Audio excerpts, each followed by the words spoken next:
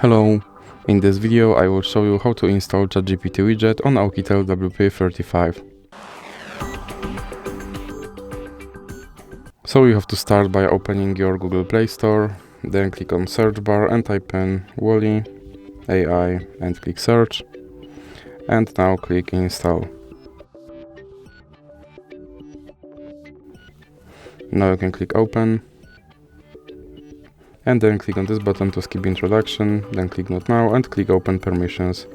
Now you can click on AI assistant and click here to allow this app to display over other apps. Then you can click back and click back again, and now click start.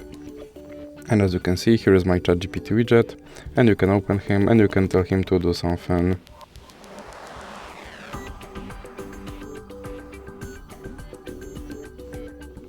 And as you can see, he responded, and if you want to remove him from your screen, simply drag him into the X icon in the middle. So that's it for this video. If you liked it, please remember to leave a like and subscribe.